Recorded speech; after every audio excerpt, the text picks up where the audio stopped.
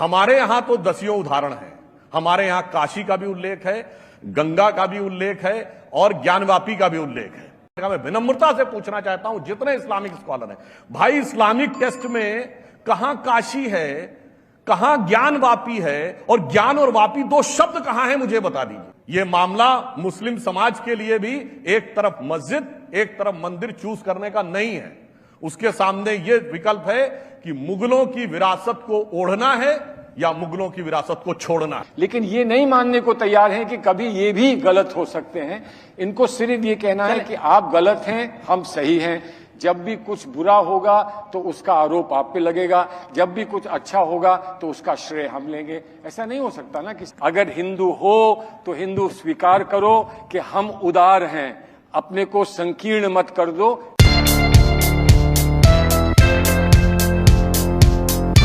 अरे भाई, सारी बातें अपनी जगह हैं। आप विद्वान व्यक्ति हैं, भारत के लॉ मिनिस्टर रहे हैं और इस्लामी मामलों के भी जानकार हैं।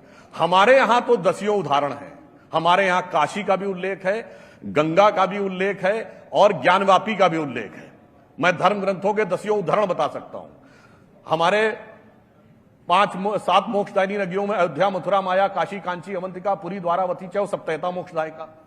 गंगे च यमुने च गोदावरी सरस्वती नर्मदे सिंधु कावेरी जलिस्मिन् सन्निधिं कुरु। अब ज्ञानवापी का भी उल्लेख है। उन्होंने कहा देवस्य दक्षिणम भागे वापी तिष्ठति शोभनम तस्योदकम पीत्वा पुनर्जन्मम न भवेत्। यानी देव के दक्षिण भाग में वापी शोभित हैं, जिनका जल पीने से पुनर्जन्म नहीं होता है। यह लिंग पुराण में लिखा, स्कंद पुराण में लिखा। मैं विनम्रता से पूछना चाहता हूं जितने इस्लामिक स्कॉलर हैं, भाई इस्लामिक टेक्स्ट में कहां काशी है, कहां ज्ञानवापी है, और ज्ञान और वापी दो शब्द कहां है, मुझे बता दीजिए। ये फंडामेंटल बेस बताता है कि वो चीज वहां पे कहीं है ही नहीं। इवन आपने भी अपनी पुस्तक में ये बात एक्सेप्ट की है कि जो तोड़ा गया था औरंगजेब के द्वारा उसके फरमान अवेलेबल है। उसके बावजूद आज ये मामला हिंदू मुसलमान का नहीं है। ये मामला मुस्लिम समाज के लिए भी एक तरफ मस्जिद एक तरफ मंदिर चूज करने का नहीं है।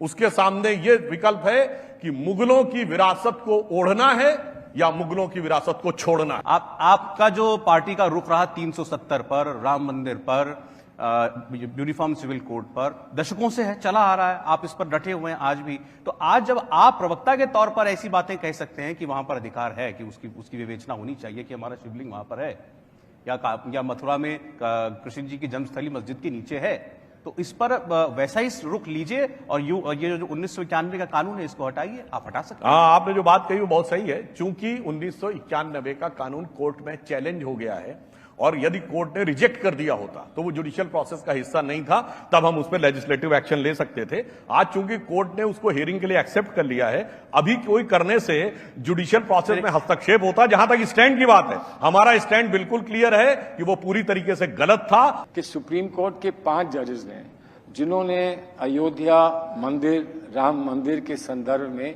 फैसला दिया है, उन्होंने 91 के एक्ट पर भी फैसला दिया है। ये कह सकते हैं कि सुप्रीम कोर्ट को मालूम नहीं था, नहीं देना चाहिए था, गलत है, समझे नहीं।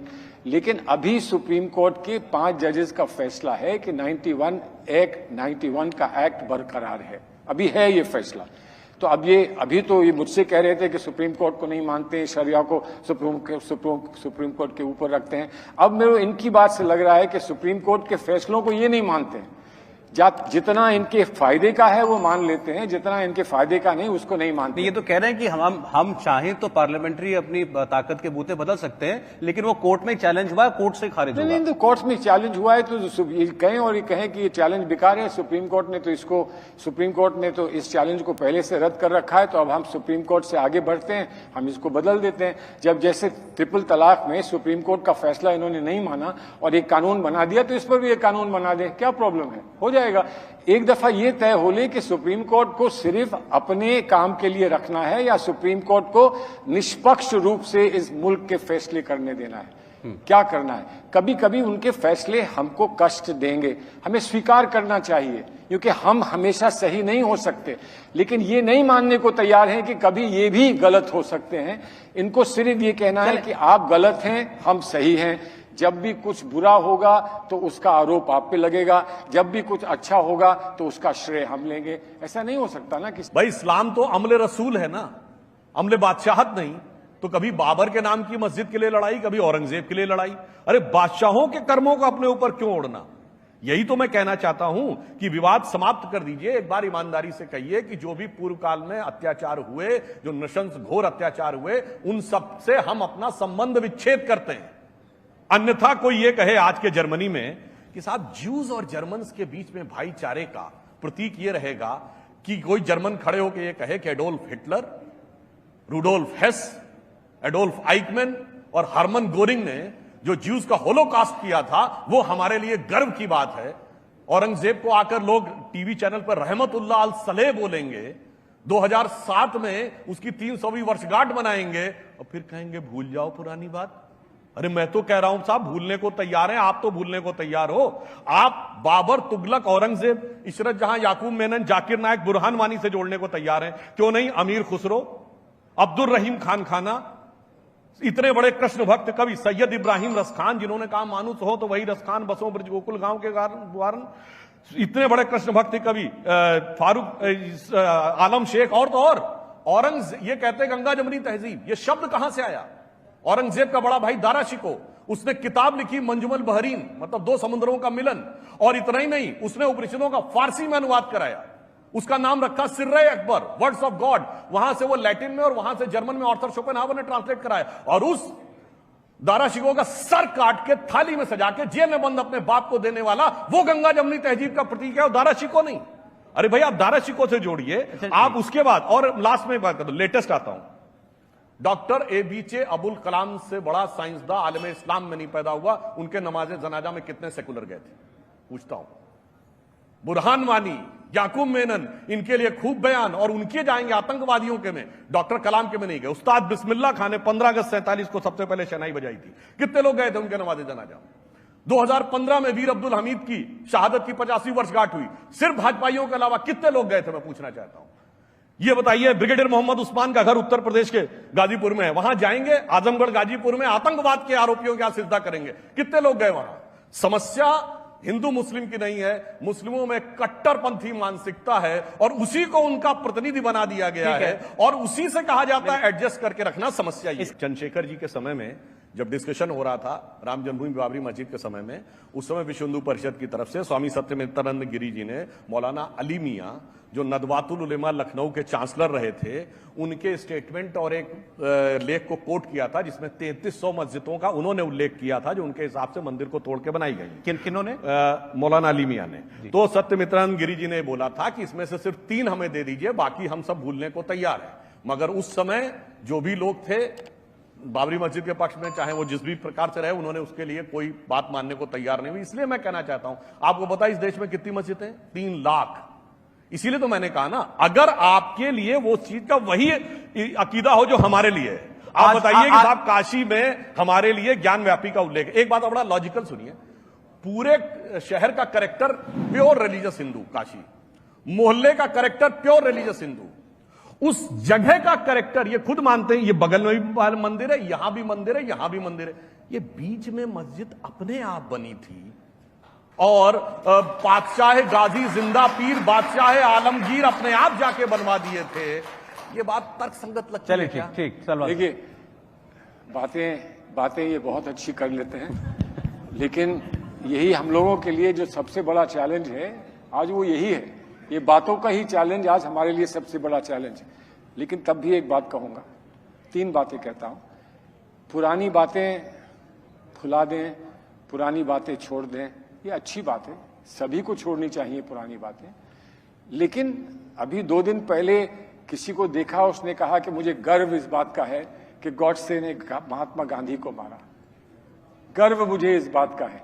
तो हम महात्मा गांधी को भी भुला दें, वो भी पुराने हो गए, उनको भी भुला दें। जो गॉडसे पे गर्व करता है उसको हम स्वीकार कर लें। कल को आप मुझसे ये कहेंगे कि यहाँ जितने लोग बैठे हैं सब हिंदू हैं, आप कहाँ बीच में से आ गए मुसलमान? अरे यही तो विचित्रता है हमारे देश की, डाइवर्सिटी यही तो है कि हम हिंदू मुसलमान मिलकर रहते हैं, हमारे एक ही साथ हमारे मंदिर और मस्जिद हैं। ये सही है कि आज ये विवाद बन चुका है, लेकिन मैं तो ये कहता था कि राम मंदिर का समझौता क्यों नहीं करते? जब तुमने काशी का समझौता किया और मथुरा का समझौता किया और एक साथ पूजा भी होती, लेकिन आज वो समझौता ही चैलेंज हुआ है कोर्ट में कि वो समझौता करने वाले कौन होते थे? समझौता कौन करने वाले थे? तो ये कौन से थे कि 3 दे दो हम सब माफ कर देंगे, ये कौन थे? लेकिन देखिए ये सारी बातें अगर झगड़े को बढ़ाना है तो आप कुछ कह के भी बढ़ा सकते हैं। नहीं, फिर वो साथ साथ एक ये बात भी कह रहे हैं कि पहले स्वीकार तो करें कि भाई हाँ ये ऐसा हुआ था, हाँ मंदिर तोड़ा था, यहाँ मस्जिद बनाई। तो फिर इनको भी तो स्वीकार करना पड़ेगा कि कितने ही विहार तोड़े गए बुद्धिस्ट के, कितने विहार तोड़े गए बुद्धिस्ट के, वो हमने तो नहीं तोड़े, वो किसने तोड़े? इनको और हमको मिलकर ढूंढना पड़ेगा कि किसने तोड़े, उनको भी तो न्याय दो, क्योंकि आज वो पार्लियामेंट में बहुमत नहीं ला सकते, इसलिए उनको न्याय नहीं मिलेगा। बहुमत वाले को न्याय मिलेगा और किसी को न्याय नहीं मिलेगा, यही समस्या हमारे कॉन्स्टिट्यूशन। मैं इनकी दोनों बातों का जवाब देता हूं। देखिए, दुख इस बात का होता है कि आप कह रहे हैं मंदिर मस्जिद बगल में पूजा हो रही, कोई बात नहीं। अरे भाई 8 अप्रैल 1669 का बाकायदा गवर्नमेंट ऑर्डर है औरंगजेब का कि मुल्तान, कटक और बनारस के इन मंदिरों को तोड़ देना है और इन पे मस्जिद तामील करनी और एक हिस्सा छोड़ देना है ताकि आपको अपमान महसूस हो सके। और 2 जून को उसके सिपहसालार ने लिखा, हुक्म की तामील हो गई। मतलब रिटर्न में ये है, दिखाई ये पड़ रहा। चलो उस पर भी आपकी बात मान ली, आप कहो सर्वे नहीं होने देंगे, कार्बन डेटिंग करवाइए, इपिग्राफिक डिटर्मिनेशन कराइए कि कौन सी चीज पुरानी है। नहीं साहब वो तो हम नहीं होने देंगे। इस बात को लेकर मन में शक पैदा होता है। और फिर देखिए, बहुत से लोग जो बुद्धिमान होते हैं बौद्ध विहार पे घुमा के आ जाते हैं, कौन सी किताब में लिखा है, चलिए छोड़िए पुरानी बात। आज भगवान बुद्ध की सबसे बड़ी मूर्ति बामियान में किसने तोड़ी? तालिबान ने 2001 में। सारे काबुल में जितने म्यूजियम में रखे थे भगवान बुद्ध की इतनी बड़ी बड़ी प्रतिमाएं किसने ध्वस्त की? तालिबान ने ध्वस्त की।